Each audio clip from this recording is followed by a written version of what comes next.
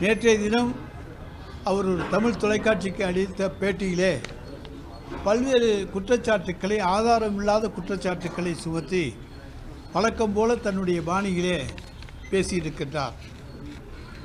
தமிழ் கலாச்சாரம், நம்முடைய பண்பாடு, மொழி இவற்றை பற்றியெல்லாம் பேசுகின்ற ஆளுநர் ரவி அவர்கள் என்ன சொல்லியிருக்கிறார் என்பதையும் நாம் பார்த்தாக வேண்டும்.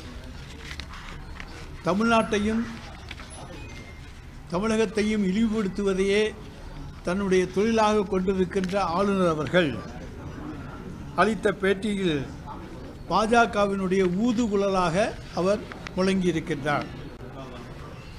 திராவிடம் என்பது கற்பனை. அவர் சொல்லியிருக்கிறது, தமிழ்நாட்டில் பீகாரிகள் அச்சுறுத்தப்பட்டனர், தமிழ்நாட்டில் மொழி சிறுபான்மையினர் உரிமைகள் பறிக்கப்படுகின்றன. இதெல்லாம் அவர் பேட்டியில் சொல்லியிருக்கார். திராவிடம் என்பது கற்பனை என்று சொன்னால், நம்முடைய தேசிய கீதத்தில் திராவிடம் இடம்பெற்றிருக்கிறது என்பது ஆளுநர் ரவிக்கு தெரியாதா, அல்லது அது வங்க மொழியிலே இருக்கிறது என்கின்ற காரணத்தாலே அவரால் புரிந்து கொள்ள முடியவில்லையா என்பதை எங்களால் அறிந்து கொள்ள முடியவில்லை.